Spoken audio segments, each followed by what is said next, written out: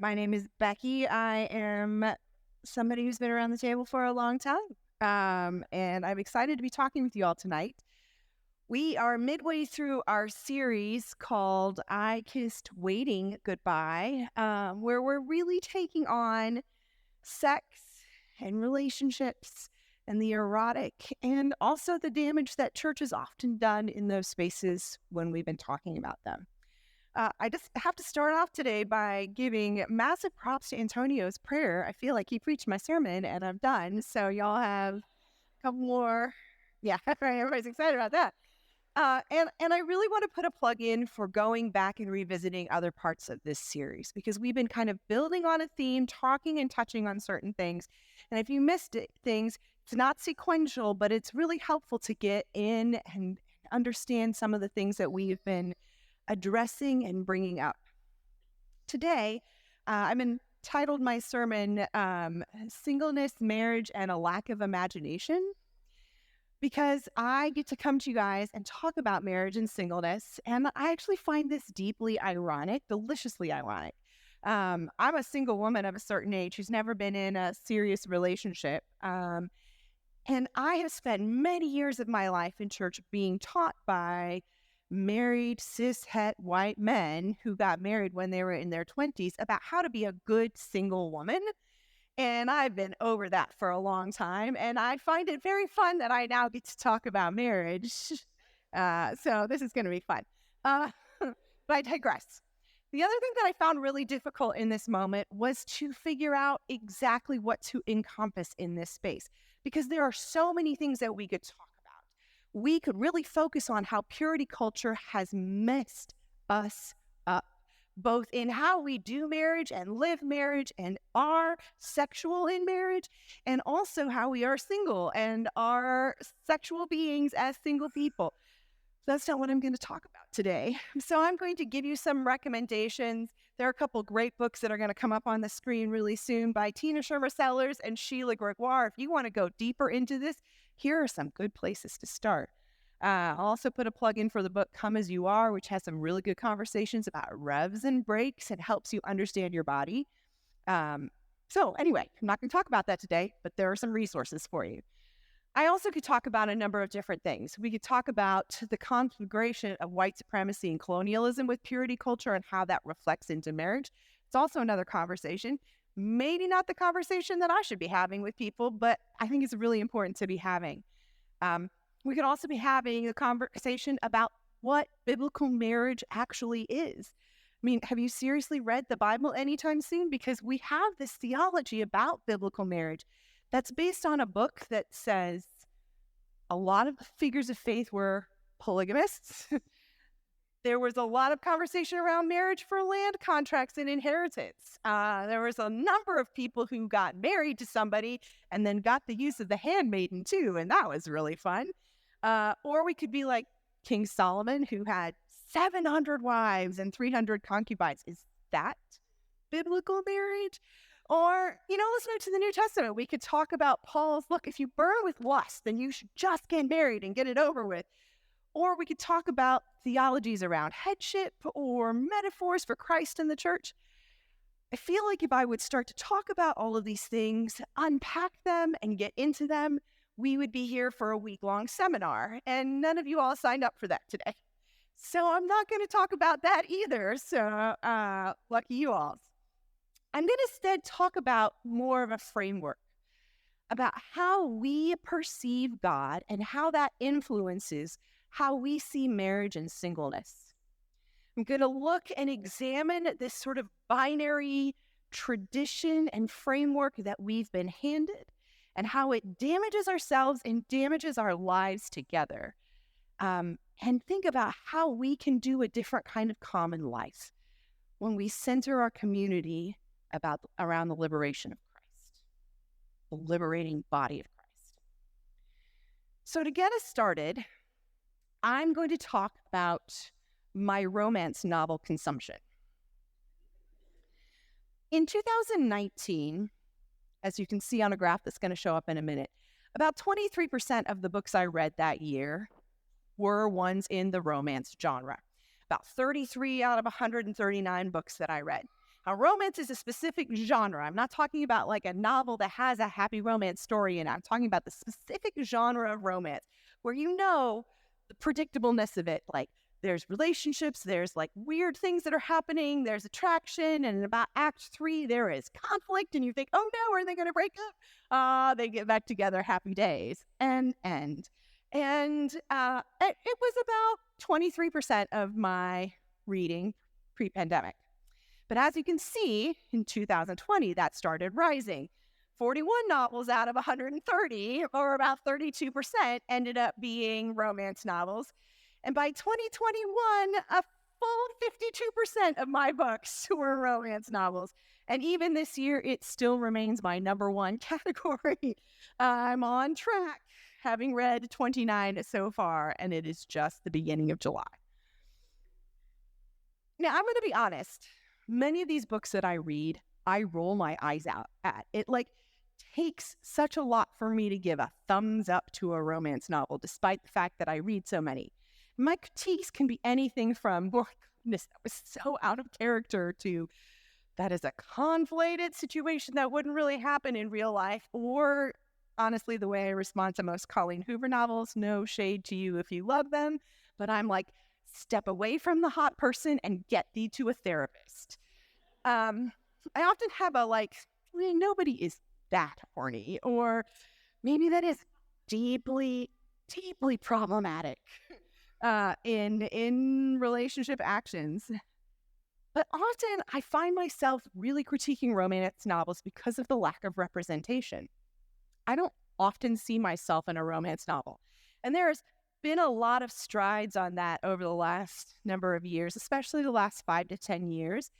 There's been a rise of same-sex and genderqueer romances that's become much more mainstream. And people with physical disabilities and neurodivergence and anything from chronic pain to degenerative diseases and a variety of body sizes are finding their way into being protagonists in romance novels. And all these underrepresented people who were often seen as not worthy of love and lust and affection and commitment are now getting to be the main characters in their romance story. I've even occasionally seen a ginger, so woohoo for me.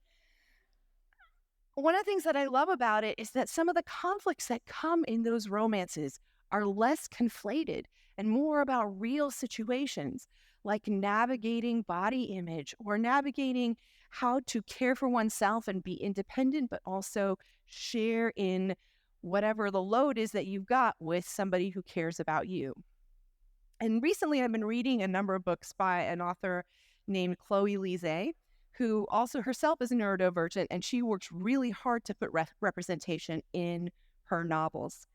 And I read this quote that, I have not felt so seen by a romance novel until I read this. And it was this. The protagonist said, I guess when I'm misunderstood or lonely, I remember that at least I am true to who I am, and I know who that is. That, to me, is being free. That I am non-negotiable. I am myself. Sometimes I just wish that identity had a place among others. I feel that in all kinds of ways. But in a real way, I feel that in church. Now, I'm going to frame that in my world so you kind of understand it a little bit better and don't get too worried about me. But while I did not grow up with hardcore purity culture, you don't kiss anybody until you marry them, some of that, I did grow up in church movements that centered the idea that sex was for marriage, for your one. And I was deeply entrenched in this belief that God would bring around my perfect spouse if I just focused on my relationship with God. I was immersed in a church that was predominantly families. And in terms of singles in our church, single women outstripped the men 4-1. And that's not an unusual situation. I recognize the binary in that. Not all those single women or single men were really looking for someone of the opposite gender, but there we go. I know this is not an unusual situation in most Western churches. They have a similar ratio of single men to single women. And it got to the point in the church circles that I was in, I didn't fit. I mean, what do you do with a loud and quirky and effervescent and intelligent and fat and talented, outspoken, creative woman who keeps aging and doesn't get married? You try and set her up with just whomever. You wonder secretly if she's gay, and then you put her in charge of the youth group and the worship team. I mean, that's at least what happened to me. But the fact that I didn't fit in was deeply ironic, because in many ways, I was the poster child for the very message that we were talking about, for the sexual purity and the marriage narrative that we preached. I lived. Sure, I rolled at the Joshua Harrises and the Elizabeth Elliot extremes, but I wasn't dating outside of the faith. I wasn't stepping outside of the lines, and I was celibate. And no one knew what to do with me because I wasn't married. And it had real repercussions in our church circles because I couldn't be an elder there without a spouse. And enough people were a little worried about what I might do with their husband as the single one, right? And where did I fit in among family and children? I was actually in this meeting once where we were talking about our growing young adult group that was there. We're trying to figure out what to do. And someone in the group says, in the church that I grew up in, people just stayed in the youth group until they got married. I was 32 at the time, and I didn't have enough side eye for that comment. But what happens when your very definition of holiness has outliers? Like the people who have done the right things but don't get the promise and therefore don't fit the narrative. As one of our patron saints of deconstruction, Rob Bell, once said, if the gospel isn't good news for everybody, it isn't good news for anybody. So you get the stage for where I'm like, hey, I wish who I was fit. But let me tell you, when I moved to DC, it wasn't any better. And it was different because I moved to DC about a decade ago and found myself in a progressive space, and I could really breathe easier in those communities and in this community. But yet again, I was faced with more liberal sexual ethics among my fellow believers, but I still didn't have a place that I fit well. Being the literal 40-year-old virgin in the room in an environment where sexual boundaries were less about purity and more about mutuality and consent and love and choice was also jarring. And what I owe the queer community here with the utmost gratitude is that you all gave me the tools to begin to confront what I suppose many of us, had assumed were the holy and godly ideals of seeing ourselves within the binary of singleness and marriage. This grace helps us see that folks that fall outside of this binary, myself included, not as outliers, but as full, legitimate, intended participants in a community centered around Jesus. The fully embodied, fully divine person and being. So the problem with purity culture, and indeed sort of Western church culture, is that it defines and deifies marriage. It makes marriage as this system of holiness. It has become the ideal, the end goal, the unspoken proof of redemption and worthiness, this illustration of godliness, and we've centered our communities around it. And singleness, unless, and again, I roll at the way we phrase this, unless it is a true calling, like see monks, nuns, etc., singleness is meant to be a way station before marriage, a place to wait, be celibate, wait on God until you achieve that next level. And this can be remarkably confining and lonely. And this system can be remarkably confining and lonely, not just for the single folks, but for those inside that confine and definition of marriage. So I've spent the last few weeks listening to Brandy Miller's fantastic podcast, Reclaiming Our Theology. See on the screen here. Highly recommend you all check it out. Brandy has been spending her last season on purity culture, and in the process, centering the experiences of women and people of color and queer folks as they go deep into the roots and expressions of purity culture in the church. Excuse me, I have hiccups now. It's been so worthwhile for me. I rarely listen to things more than once, and several of these episodes I've taken in multiple times. I hope you all go check it out. I finished all the purity culture episodes, so I decided to go back and revisit her ones on patriarchy, which is fun. And the first one was with a guest theologian and author and professor, Willie James Jennings. And I listened to this episode, and it was humbling, to say the least, because Jennings essentially took all the things that I was going to be talking about in this sermon and summed it up really nicely and much more succinctly and with much more wisdom and nuance than I'm going to do today. And I wish I could just make you all listen, because that would be sermon sorted and I could just sit down, but that's not what's going to happen today. But he talked about how centering faith around the holiness of marriage and family shows a lack of an imagination and a fantasy view of who God is. And this is what he says. Our fantasy is that God is an all-powerful male that organizes and orders every minute thing in existence and has established that divine order from him as that man all the way down through the ant. And that order centers around men. For so many people, that fantasy of God hasn't met Jesus. Or when they meet Jesus, they try to map Jesus onto Jesus that very fantasy.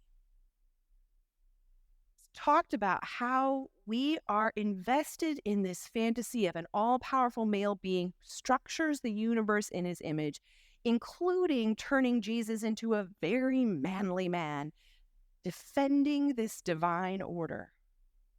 And this, in turn, for us, lends itself to a belief that holiness and purpose come from leaning into those gender roles of who men are meant to be and who women are meant to be, especially within the bonds of marriage. Jennings goes on to make the case that in the person of Jesus, folks were confronted with a bigger picture of who God really is, and to see that the Spirit was leading in a different way, away from that fantasy and towards a freedom and the tearing down of power structures and systems of oppression. That Jesus inaugurated this great overturning of what existed and is building a new kind of community, one where the fundamental belief of holiness does not reside in gender roles, systems of marriage and family, and the constricting binaries that are inherent in this. So let's take a minute to visit a scripture and see that in action. I'm going to tell us the story of John 4, which is Jesus and the Samaritan woman. And we're going to see how Jesus reacts in real time, to see if Jesus is reinforcing the systems of belief and hierarchy and the can't even talk now, sorry. The expectation of conformity, or if he's tearing things down and moving towards liberation. So Jesus and his disciples were going from a place they were where the Pharisees were really getting mad with Jesus to go back to Galilee. And to get there, they went through this area called Samaria. And Samaria is right next to Israel. And the reason that there's some issues there is because a long time ago, they had a big theological dispute about location and geography and the promises of God. and they separate it out. And pretty much the Jews think the Samaritans are like the hot mess, not okay. We are not going to talk to them, step cousins of the faith. That's my characterization. You can see it for yourself. So they're coming through, and it's the middle of the day, and they come to this well in this town in Samaria. Jesus sits down, and the disciples go into the village to try and get some food. And then comes this Samaritan woman to get water from the well. And Jesus asks her for water. Now, I want to point out first, middle of the day water gathering, not a normal thing. Most people would be there at the beginning and possibly the end of the day. Middle of the day, not normal.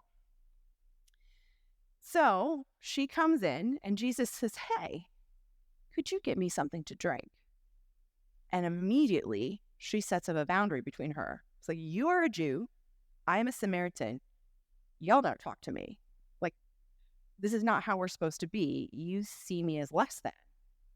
But Jesus says, if you know who you are speaking to, you would ask me to give you living water so you would never thirst again.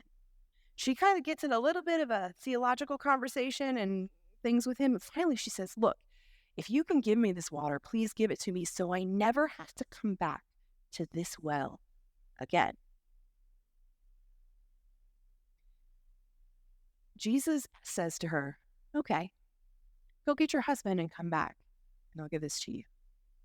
And she says, I don't have a husband. Now, this is a really interesting pivot point. If Jesus was reinforcing gender norms, reinforcing the marital and family laws of the day, reinforcing this binary, how would we expect him to respond? We'd expect him to call her out, to shame her, to tell her to get herself right, and to then come back. That's not what Jesus says. Jesus says, you're right. You've had 5 husbands, and the current person you're living with is not your husband. You spoke the truth. She's amazed. And why is this amazing? To me, I hear in this what Jesus is acknowledging.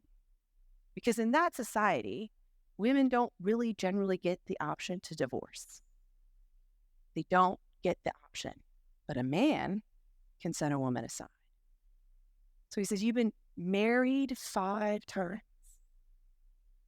It's leaning really into 5 times you've been either abandoned or widowed.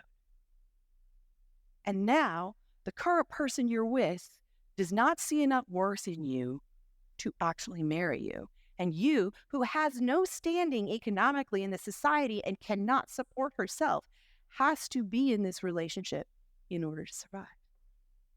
And he doesn't then say, all right, lady, now go fix it.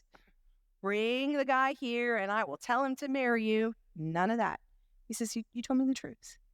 No shame, no blame, no expectation of conformity. She said, you must be a prophet. He tells her what he has said in the scripture to no other person so far. I'm the Messiah you're talking about. She goes back to the community, and everybody that she's been avoiding, she goes and talks to and pulls them. You've got to come see this man. He told me everything about myself. I think he's the Messiah. Jesus was confronting in this moment the standards of holiness and power that had been used against this woman in so many ways, shaming and treating her as less than. And instead, he treats her as a person worthy of fully participating in the community that he and God were creating. Not after she cleans up her act, not after she gets married, not after she repents, as she is, without condemnation, without shame and conformity. He's leading her into liberation and belonging.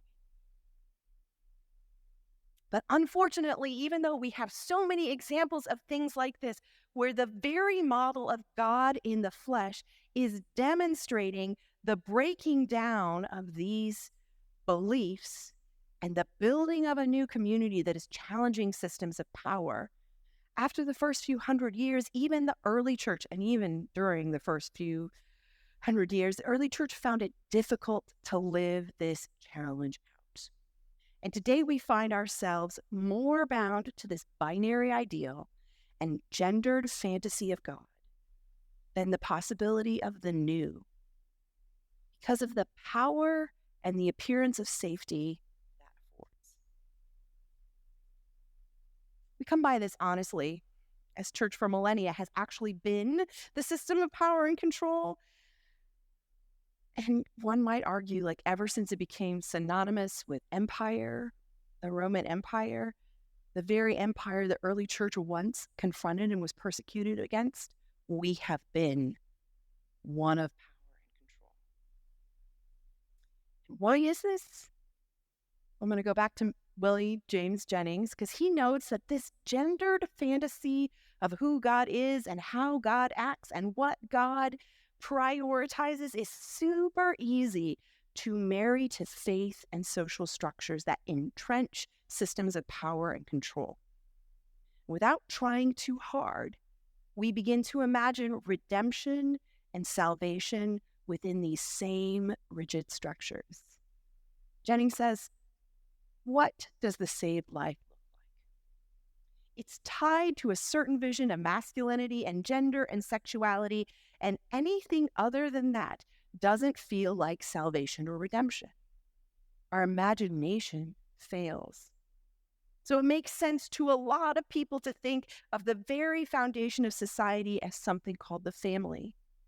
And so that idea, propagated by us Christians, has done more to damage the vision of who God is than almost anything else we have experienced in recent decades.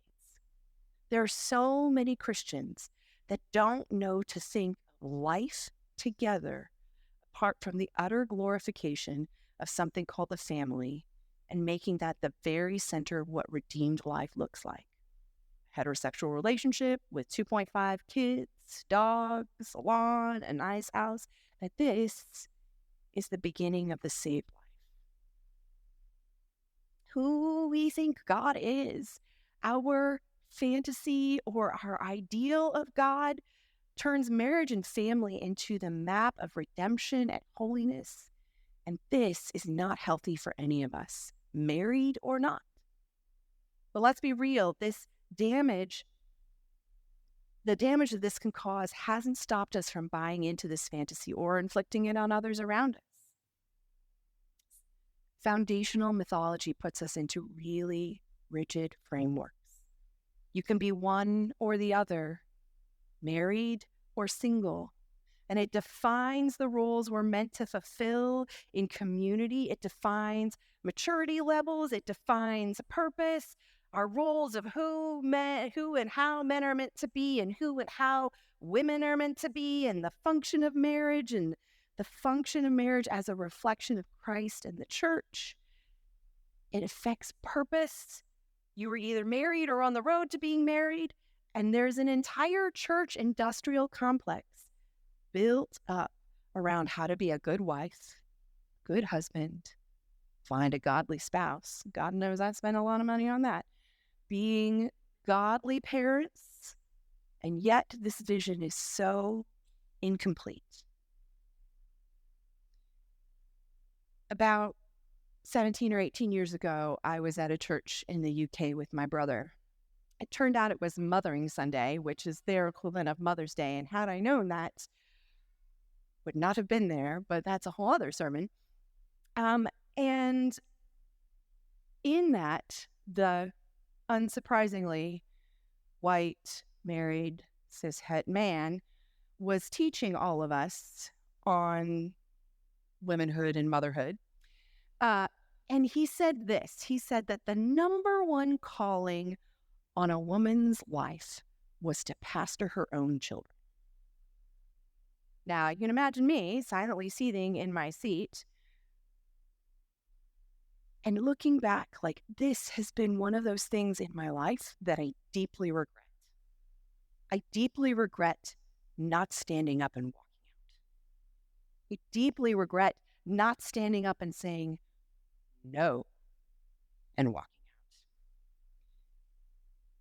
And this is because what he essentially was saying was, if I cannot have children, I cannot be my full self in God. That if no one finds me attractive and wants to marry me, I cannot be my full self in God. And if for some reason I would choose not to have a family or choose not to get married or choose a different expression of that, I could not be my full self in God. Telling me that what I produce, not who I am, not my character, define my fullness. And pardon me, but that is utter horseshit. But I didn't get up and I didn't say anything because I was knee deep in the rigid framework of belief around marriage, roles, around who I was meant to be. Many of us, whether partnered or single or queer or cis het, have been bludgeoned by this rigid belief structure and cherry-picked and often very poorly translated or interpreted scriptures, such as our favorite Ephesians 5 that talks about headship and submission. And the Bible has been used to beat any square or triangle or oval or star-shaped pegs into that perfectly round hole of our defined. Anyone who is outside this, single, queer, gender nonconforming, we somehow seem to be outside of God's plan for us. Is that divine order? Is that God's plan? I don't think so. Let me say that again. No, it is not. At its core, it shows a fundamental lack of imagination and understanding. Not only is it a failure to see a God beyond and encompassing all gender expression, it is a failure to see how a creative and present God's interaction with humanity consistently leads away from shame and conformity into grace and freedom and liberation.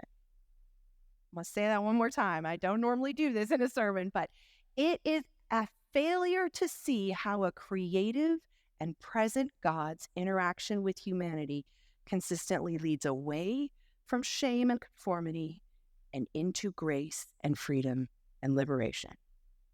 Just like we saw in the story with the Samaritan woman. And this freedom and grace and liberation needs to get rooted in our community together. Instead of envisioning a community centered around, instead, we want to be envisioning a community that's together centered around the body and person of Jesus. But often modern church is structured around families and how to support families, often to the sometimes intentional and sometimes inadvertent exclusion of me and people like me. The single, the childless, the queer, the divorced, the partnered, the ace, the widowed, the transgender or gender nonconforming, the kaleidoscope of beauty that exists outside of the binary of, for this reason, a man will leave his parents and cleave to his wife. One of the things that has been uniquely lovely about growing and becoming in this community of faith is that I've seen us learn to make room for many of these things that have been excluded. Sometimes we've learned the hard way and are still learning how to make this a deeper reality. But for me, it has been so freeing to be a part of a church that has allowed me to be my full self, allowed me to speak and lead as I'm becoming, as a single woman that doesn't sometimes fit in the traditional church binaries. I think one of our growth edges is to lean into how we retain that space, still holding it sacred, but make space for those who are families among us. And in some ways, I can acknowledge that this is challenging, since stepping into this space and who it has allowed me to become is a precious thing that I don't want to lose. especially if losing it possibly looks like I'd lose it to the institution that had power over me for so long. I am working to stay rooted in the redemptive and liberating presence of Jesus that is embodied at this table here and made incarnate, made flesh and blood through each of us. And while marriage isn't the gold standard of holiness, the fullness and realness of what God is doing is made present in the varied and beautiful multis of our community. God is visible in the unique beauty of each of us and made more fully present through our communion together. The imaginative possibility of us celebrating each of us becoming our full selves in a community embracing the embodiment of Jesus is echoed in what we see the early church trying to become in many ways. The picture of salvation and holiness that has been traditionally tied to gender roles in marriage. Sorry, let me say that again. In many ways, the picture of salvation and holiness that we've traditionally tied to gender roles in marriage is actually present when we do life together, living grace, speaking truth to power, practicing justice, confronting shame, control, and choosing liberation. So I want to end this sermon with a question and a challenge. My question is this. Are there places that you have felt controlled or stifled and excluded or shamed by the way the church has talked about marriage or singleness? And here's an invitation. As we prepare for communion, to take a moment to invite God, the big, full, rich, much more than we could ask or imagine God, into those spaces and explore how a more imaginative view of God can speak to you regarding your worth and value outside of that top line area. Here's my challenge. We start talking to one another about who we want to become together and what we value. To seek perspectives outside of our closer community and ask each other about who we are as a church and how we can actively work to create spaces for all of the beautiful representations of God's imaginative creation that call this community. Let's pray. God, as we come to this table, remind us again of the work that your Son, who is the embodiment of you, did to blow open the doors and change the minds and confront the status quo. Let this time lead us fuller into who you have called us to be, a fuller version of ourselves, a fuller version of a community that reflects you in every way you look. We are your kaleidoscope. Let us rejoice in who you've made us. In your name we pray. Amen. Amen.